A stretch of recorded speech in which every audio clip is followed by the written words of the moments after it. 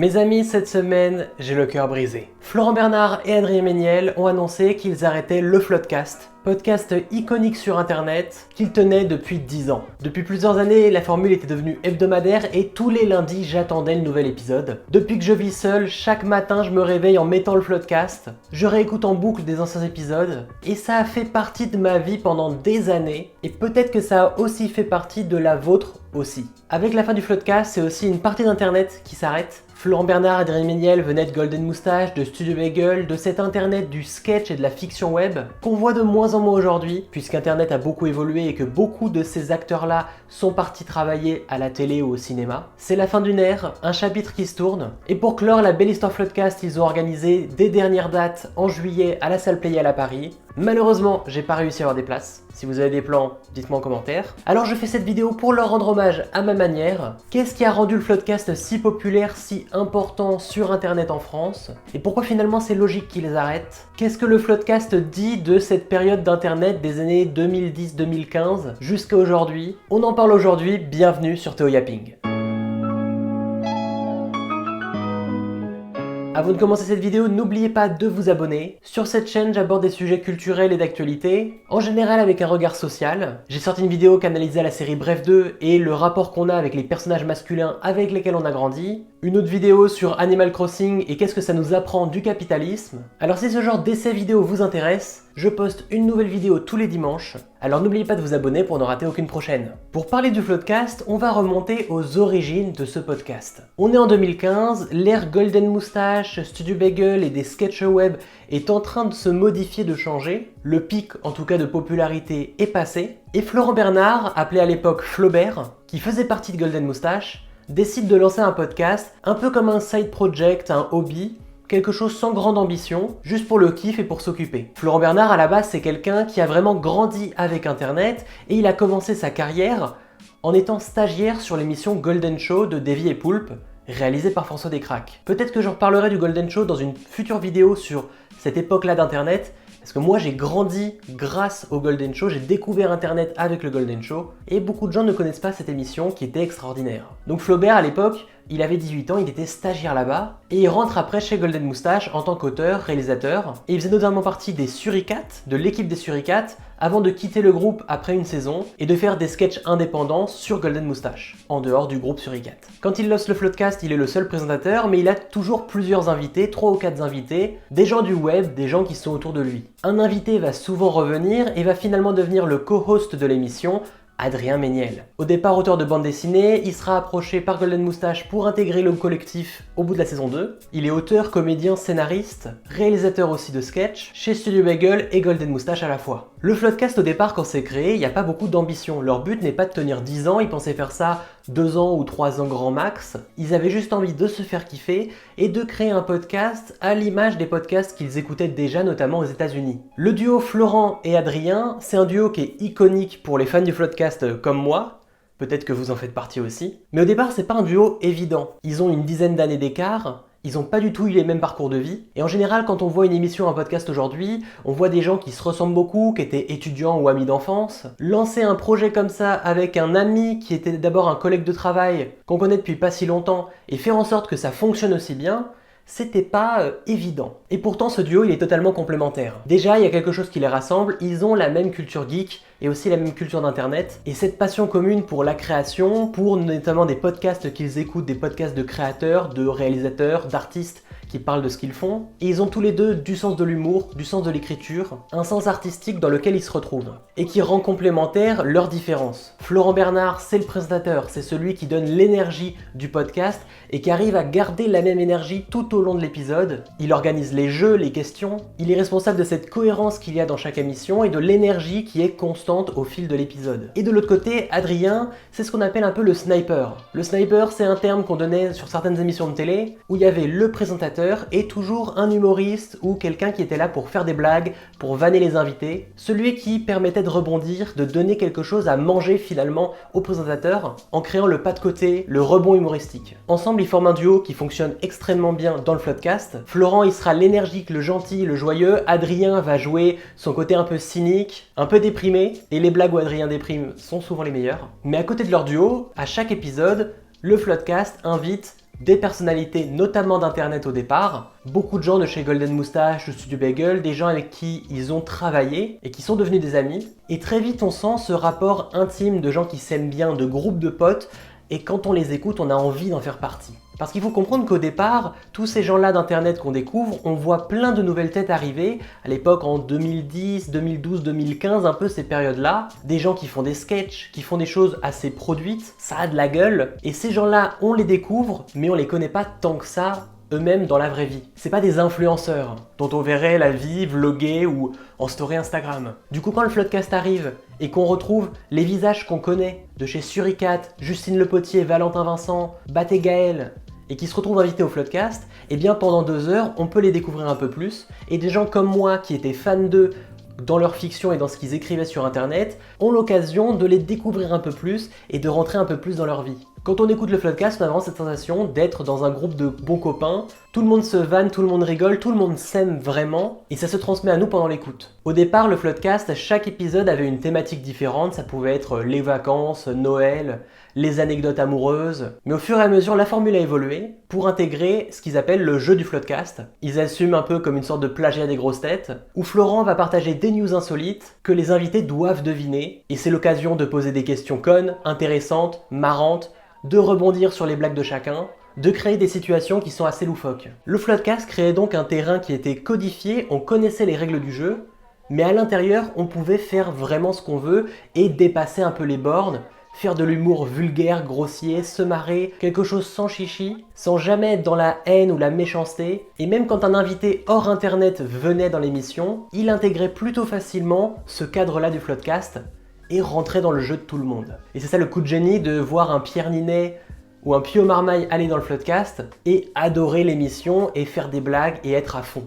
Avec cette formule du Floodcast, on a pu voir apparaître un public typique. Je me rappelle quand je suis allé voir l'avant-première du film de Florent Bernard, qui a sorti un film au cinéma l'année dernière, qui s'appelle Nous les Leroy, avec José Garcia et Charlotte Gainsbourg. Les gens du public de l'avant-première étaient des fans du Floodcast. Beaucoup venaient parce qu'ils connaissaient le Floodcast, et ils avaient l'air d'être des fans du Floodcast. On voyait des gens qui auraient pu être à la Paris Games Week ou à la Japan Expo à l'époque. C'était des gens d'à peu près mon âge, parfois un peu plus vieux, parfois un peu plus jeunes, un peu geek, un peu nerd, et tu sens que ces gens connaissaient bien Internet. Les fans du Floodcast sont un peu des fanboys ou des fangirls d'internet, comme l'ont été aussi Adrien et Florent. Florent Bernard, quand il a eu son stage chez Golden Show, à la base il était un fan de Davy Mourier et Monsieur Poulpe, il participait à des conventions où il venait, il avait même je crois fait un court-métrage adapté d'une BD de Davy Mourier, donc c'était vraiment un fan de ces créateurs d'internet. Et bien dans le Floodcast, ils ont transmis ce rapport d'admiration, et les gens qui écoutaient le Floodcast, eux aussi étaient fans du web, fans des gens qui faisaient le web. On n'écoutait pas le Floodcast pour apprendre quelque chose sur un sujet précis, ni forcément pour en apprendre plus sur un invité qui était là ou quelqu'un de très connu qui viendrait. On venait parce qu'on avait cette même énergie à chaque fois,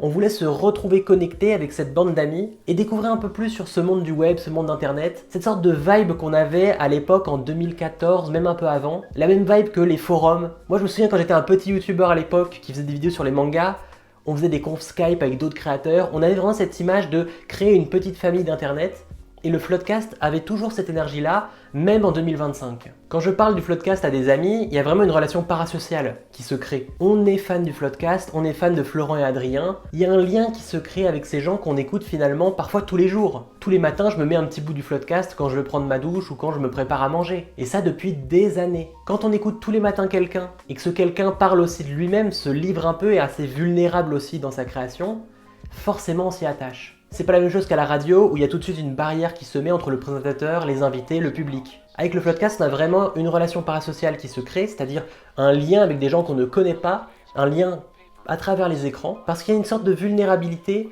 chez Flo et Adrien. Je dis Flo, vous voyez? Je le connais même pas, je dis Flo. Vous voyez le lien parasocial? Il y a une sorte de vulnérabilité qu'il y a chez eux, quelque chose de sensible. On s'attache à eux, on comprend leurs faiblesses, leurs défauts, parce qu'ils en parlent, ils en ont pas honte. Plus on écoute le Floodcast, plus on s'attache à ce groupe-là, même à des invités qui seraient récurrents. Là, je parlais de relations parasociales, c'est quelque chose qu'on voit souvent chez les influenceurs parce que beaucoup vont raconter leur vie, vont parler directement à leur audience, mais pourtant, c'est pas ce que font vraiment Florent et Adrien. Cette relation parasociale, ce lien avec les fans, ils l'ont souvent mis en retrait, ils ont pris du recul dessus, et ils ont même parfois un peu rejeté ce lien avec les fans en disant venez pas nous DM, on n'est pas vos amis. Et en fait, c'est peut-être ça qui a rendu le Floodcast encore plus puissant. c'est qu'il y a cette relation parasociale, cette vulnérabilité qu'ils ont, tout en ayant de la retenue et du recul, et une séparation qu'ils mettent. Vu qu'ils disent pas tout, qu'ils mettent cette séparation, eh bien on a encore plus envie de savoir, on a encore plus envie de se lier à eux, parce que quand ils arrivent dans nos oreilles tous les lundis, c'est la seule fois où on a vraiment entendu parler d'eux à ce moment-là. Alors qu'un influenceur par exemple qui fait des stories toute la journée, peut-être qu'on va s'attacher un peu différemment, parce qu'il a déjà tout dit. On serait peut-être moins engagé dans le Floodcast si c'était par exemple un live Twitch de plusieurs heures tous les soirs. Le fait que ça soit une fenêtre d'1h30 à 2h le lundi, ça nous donne un rendez-vous, ça nous donne assez pour s'attacher, mais pas trop pour qu'on s'en lasse. Il y a une sorte de sentiment de générosité plus d'exclusivité qui se crée avec le Floodcast, et aussi par le fait qu'on n'avait pas forcément accès à d'autres de leurs créations ailleurs que le Floodcast. Il y avait des sketchs, il y avait des fictions dans lesquelles ils jouaient ou ils écrivaient, mais Florent et Adrien sont pas des influenceurs à la base. Au final, ils ont presque fait l'inverse de tout ce qu'on attend d'Internet. Ils ont créé un podcast qui est quelque chose qui est difficile à marketer. Ils sont pas vraiment présents sur les autres plateformes, ils font pas de TikTok ou de Reels sur Insta. Ils filment pas leur émission, ils font pas vraiment de promo autour de ça. Et au final, ça crée un cadre un peu exclusif où quand on a décidé de s'intéresser au Floodcast, on rentre un peu dans un clan et quand on est dedans, on n'en sort plus. Là, on dirait je parle un peu d'une secte. Est-ce que c'est pas un peu ça finalement le Floodcast?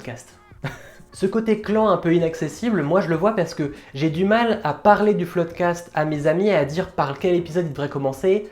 Parce qu'il y a tellement de private jokes, il y a tellement de sujets qu'ils ont abordés des années avant et ils font des blagues dessus encore aujourd'hui, quelqu'un qui n'a jamais écouté sait pas forcément par où démarrer. Et c'est peut-être ça finalement qui rend le Floodcast aussi puissant. Quand on fait partie de ce clan, on fait partie d'une sorte de famille, on a envie de tout écouter, on a envie de comprendre tous les rouages qui s'y passent, on comprend certaines blagues et on sait que la majorité des gens ne les comprendraient pas forcément, et on se sent faire vraiment partie de cette émission. Et tout ce rapport-là au Floodcast, ce côté relation parasociale, générosité qui nous donne, ce lien qui crée avec l'audience, tout en étant séparé de l'audience avec une certaine exclusivité, ça me fait penser à d'autres créateurs comme Wankill Studio. S'il y a bien deux choses dans la vie, les choses que j'ai le plus consommées entre guillemets, c'est le Floodcast et les vidéos de Wankill. Et je vois chez l'Inquétéracide la même énergie que le Floodcast. Ce rapport où on peut tous dire, d'amis qui se comprennent bien, qui connaissent leurs défauts, qui essayent pas de faire semblant, une vraie authenticité qu'il y a, tout en ayant ce recul avec l'audience, ne pas créer une sorte de faux lien de générosité, laisser les gens rentrer dans le groupe Wankill, rentrer dans l'énergie Wankill en découvrant les vidéos, ne pas leur mâcher le travail. Et bien le Floodcast c'est aussi ça. Quand on décide de s'intéresser au Floodcast, on décide vraiment d'écouter longtemps. Si ça nous convient, on devient fan assez vite, parce que c'était à nous d'aller chercher, d'aller faire le travail et d'aller s'y intéresser. Donc voilà, le Floodcast, c'est quelque chose qui a vraiment bercé ma vie. J'écoute ça au moins depuis 2017 ou 2018, et ça a vraiment marqué des tournants de ma vie sur Internet et dans la vraie vie. Quand je me suis installé sur Paris en 2021, que j'ai commencé à vivre seul, j'écoutais le Floodcast tous les jours. C'était une sorte de manière d'avoir aussi une voix, une émission, des rires, des choses à écouter, pendant que je faisais la vaisselle, que je vivais finalement chez moi tout seul. La fin du Floodcast, forcément, ça me touche beaucoup, aussi parce que ça a marqué des années entières de ma vie sur Internet. Comme je vous disais au début d'émission, Florent Bernard et Adrien Méniel, ils viennent de Golden Moustache, de Studio Bagel, de cette période d'Internet où il y avait des sketchs, de la fiction, et que finalement il n'y avait pas des vidéos tout le temps, il n'y avait pas des vidéos tous les jours. Quand on voulait voir ces créateurs-là, c'était peut-être une fois par semaine ou toutes les 3 semaines qu'il y avait un nouveau contenu. On savait pas tout de leur vie et donc on avait hâte de voir le prochain contenu. On voyait des nouvelles stars arriver sur Internet, des gens qui sortaient de nulle part. Et quand on était un jeune comme moi qui en 2012 avait 12 ans, je suis né en 2000, voilà, et bien très vite on a vu ces gens-là comme des grands frères, comme des mentors qu'on avait envie de suivre. Et le Floodcast, ça nous permettait de les rencontrer un peu plus, de découvrir un peu plus comment ils agissaient, qu'est-ce qu'ils pensaient, et de les voir vivre et se marrer ensemble, comme si on faisait partie de ce groupe. La fin du Floodcast, c'est un peu la fin de toute cette période-là. Golden Moustache n'existe plus, si je me trompe pas, ou alors c'est devenu une agence. Studio Bagel a évolué, mais on a plus des émissions comme Hot Ones ou des séries un peu façon série télé, moins des sketchs comme à l'époque. Et peut-être les seuls qui sont encore là, c'est McFly et Carlito de l'époque, en tout cas qui sont toujours aussi puissants. Mais McFly et Carlito, ils ont très vite fait le pas de sortir du sketch web, de la fiction, pour aller vers des émissions fit and fun. What the Cut, ça fait 10 ans que c'est terminé. Oui, 10 ans, je sais que ça pique. Mais ça fait 10 ans. Salut les geeks, c'est pareil. Cyprien fait plus autant de vidéos qu'avant. Toute cette période d'internet qu'on a connue, au final, elle est révolue. Et le Floodcast était un des seuls piliers qui était encore là, qui nous donnait ce sentiment de nostalgie de retrouver des Valentin Vincent, des Justine Le Potier, qu'on connaissait surtout sur le web et qui aujourd'hui sont plus à la radio, à la télé, sur Twitch, au cinéma, même au théâtre, pour Justine Le Potier. Le Floodcast, c'était un peu ce dernier lien de nostalgie avec tous les gens avec lesquels on avait grandi. Et si j'aimais autant le Floodcast, c'est pas seulement parce que l'émission était géniale, c'est aussi parce que ça me ramenait à toute une période du web avec laquelle j'ai grandi et qui était une sorte d'échappatoire au final dans mon adolescence. Là, ça va être le moment un petit peu story time, je vais vous raconter un peu ma vie. Ne partez pas, je vous jure, c'est intéressant, en tout cas j'espère. Moi, Internet, j'ai vraiment découvert Internet aux années 2010-2011, j'avais 10 ou 11 ans, notamment avec les sketchs du Golden Show, la web-série Nerds et le travail de Davy Mourier et Monsieur Poulpe. Je me souviens regarder les vidéos de Davy Mourier en 2011, des vlogs en vacances qui faisaient, je sais pas, 1000 vues. J'avais 11 ans et je regardais un mec au chômage qui construisait des décors dans son jardin pour faire des web-séries. Ou parfois qui racontait qu'il avait eu la chiasse à cause d'un resto libanais ou qui donnait à manger à son chat. C'était vraiment homemade, le type de contenu que faisait Davy Mourier à ce moment-là. Il est toujours présent aujourd'hui avec l'émission Bad News, mais moi j'ai vraiment grandi à 10 ou 11 ans à voir des trentenaires au chômage, seuls chez eux, qui parlaient de trucs geeks. Quand j'ai vu le Golden Show puis Golden Moustache arriver, que j'ai vu ces gens-là que je suivais prendre encore plus de place sur internet, faire des sketchs, faire des trucs assez fous, moi qui voulais tourner, faire des films, bah ça m'a émerveillé. Je me suis lancé sur internet en 2013-2014, j'étais encore très jeune. Puis au lycée, j'ai fait des sketchs. Avec des amis du lycée, je me souviens faire des sketchs en m'inspirant de Golden Moustache, même du Grand JD sur certains trucs. Et je suis allé faire une fac de cinéma. Il s'avère que la fac de cinéma, c'est celle qui est à Champs-sur-Marne, à côté de Paris, et c'est la même fac que Florent Bernard a fait. Et du coup, il y a une sorte de lien qui se créait entre le Golden Show, qui est une des premières choses que j'ai découvert sur internet, où Florent était stagiaire là-bas, et moi, bien plus tard, des années après, j'entre dans une fac de ciné, la même que Florent. Parce que c'était aussi ma fac de secteur, c'était à côté. Je trouve la coïncidence assez folle. Aujourd'hui, je suis influenceur à temps plein, j'ai un compte sur les réseaux sociaux, sur Instagram et TikTok aussi, en dehors de cette chaîne YouTube. Et finalement, je suis devenu un créateur d'internet, qui a été mon rêve depuis tant d'années. Et derrière tout ce parcours-là, de créer des vidéos, d'admirer ceux qui en créent, de vouloir faire comme eux, de vouloir faire partie de ce groupe, d'enfin faire partie des créateurs d'internet, et bien pendant tout ce parcours, le Floodcast était là. De 2015 à maintenant, le Floodcast a été important dans ce parcours-là et dans mon propre parcours de vie. Et c'est pour ça aussi que la fin du Floodcast me touche autant. Parce que c'est un vrai chapitre qui se tourne dans ma vie aussi. Et je pense qu'Adrien et Florent sont quand même conscients de l'impact qu'ils ont eu chez les gens, d'être une sorte de repère, une sorte de lieu de retrouvailles tous les lundis pour les gens qui viennent écouter chaque semaine le nouvel épisode. Mais peut-être qu'ils sous-estiment aussi qu'ils ont vraiment fait partie de la vie. 10 ans de vie chez des jeunes comme moi j'ai 24 ans, et bien c'est quasiment la moitié. Si on a écouté pendant très longtemps Floodcast, on a écouté pendant une belle partie de notre vie. Ça crée forcément un impact essentiel, un impact important. Et vu le nombre d'invités différents qui sont venus, de gens qui ont évolué, des gens de la télé, du cinéma qui sont aussi venus sur le Floodcast, j'ai vraiment vu aussi l'évolution du Floodcast comme ma propre évolution dans la vie, où je m'approchais de mes objectifs et de mes rêves, au même moment que Adrien et Flaubert évoluaient aussi dans leur carrière. Jusqu'à notamment arriver pour Florent Bernard à faire un film au cinéma, qui est un peu le rêve de beaucoup de gens qui s'étaient lancés sur internet dans les années 2010, que le film marche bien, qu'il écrive d'autres films à côté et que maintenant il participe à l'écriture du prochain Evil Dead avec Sam Raimi à Los Angeles. C'est quand même incroyable. Et finalement, c'est peut-être ces réussites-là dans leur carrière, cette évolution dans la carrière d'Adrien et Florent, qui ont aussi amené la chute du Floodcast. Enfin, je dis la chute, c'est toujours très bien. Ils ont préféré arrêter avant que ça commence à chuter, avant qu'ils en aient marre ou qu'ils soient en burn-out. Et je pense que c'est une bonne chose d'arrêter quand tout va bien. Quand on sait qu'on arrive vers la fin et qu'on préfère tourner le chapitre, tourner la page, avant que ça dégénère, entre guillemets. Forcément, des gens qui venaient d'internet, qui arrivaient dans ce monde-là du web avec M6 qui produisait Golden Moustache, un peu d'argent, un peu de budget, alors que c'est des gens qui avaient jamais vraiment imaginé qu'ils pouvaient aller jusque-là. Quand ils commencent à jouer au cinéma, à faire des films, à avoir de nouveaux projets, même dans leur vie personnelle s'ils deviennent parents, comme Florent Bernard pour le coup qui a une fille, eh bien forcément ta vie n'est pas la même qu'au début du Floodcast et tu peux plus avoir la même énergie ou la même envie. Le Floodcast doit tourner sa page pour permettre à Florent et Adrien d'évoluer vers de nouvelles sphères, vers de nouveaux projets. Et c'est pour ça qu'au final, je suis pas tant que ça surpris qu'ils annoncent la fin de leur émission, parce que c'est logique. Après 10 ans de travail, on a envie de tester de nouvelles choses, d'aller vers de nouvelles situations, de nouvelles opportunités. Et si le Floodcast est toujours là un peu comme un boulet, comme un caillou dans la chaussure, qui oblige à organiser toutes les semaines de nouvelles émissions, à ralentir de nouveaux projets, eh bien ça peut devenir plus un frein qu'autre chose. Et j'ai hâte de voir leurs futurs projets à tous les deux. Voilà, la fin du Floodcast, c'est triste, mais en même temps, c'est un beau parcours, c'est un beau chapitre qui se tourne. Et c'était une évidence finalement parce que le web de l'époque, le web du sketch, de la fiction, ce web-là, il est déjà parti, il a déjà évolué. Beaucoup de gens qui faisaient des sketchs à l'époque sont partis vers de la télé, vers de la radio, vers du cinéma. Internet aujourd'hui c'est différent, c'est plus un internet des influenceurs, de personnalités qui vont raconter leur vie, qui vont faire des émissions fit and fun. Et le Floodcast finalement c'est une sorte d'ovni dans ce paysage-là. Et c'est normal que leurs créateurs ont envie d'aller faire de nouveaux horizons. C'est une page du web qui se tourne. C'est une page de web avec laquelle j'ai grandi parce que tout ce que je connais d'internet finalement vient de cette époque-là. Des sketchs web, de Golden Moustache, des web-séries comme Noob ou la Flounders Company. Et si vous aussi vous avez grandi avec cette période-là, partagez-moi en commentaire vos grands souvenirs du web, vos moments importants, des contenus que vous regardiez à peut-être 10 ou 15 ans, que les gens ne connaissent pas forcément, mais qui vous ont vraiment bercé. Je pense que je préparerai une nouvelle vidéo sur le web de l'époque, peut-être faire une sorte de rétrospective de c'était quoi Internet ou c'était quoi YouTube en 2012, en 2013. Jouer un peu avec ce côté nostalgique qu'on aime bien et peut-être reparler de choses qu'on a oubliées et qui pourtant nous ont marqué. Partagez en commentaire votre rapport à ça, votre rapport à ce web et cet Internet de l'époque. Et puis, partagez aussi votre rapport au Floodcast. Si vous écoutiez le Floodcast vous aussi, dites-moi quand est-ce que vous avez commencé à l'écouter, comment ça s'est implémenté dans votre vie.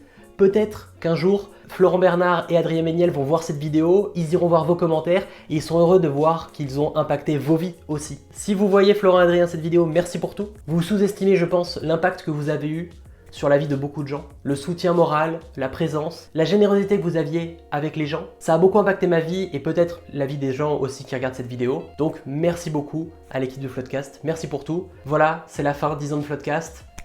C'est une belle page qui se tourne, j'ai hâte de voir la suite et je continuerai quand même d'écouter tous les matins des épisodes du Floodcast, même des vieux épisodes, parce qu'ils sont toujours très bien. Si cette vidéo vous a plu, n'oubliez pas de la partager, de commenter et de vous abonner à cette chaîne pour ne rater aucune prochaine. On se retrouve dimanche prochain pour une nouvelle vidéo, portez-vous bien et à bientôt.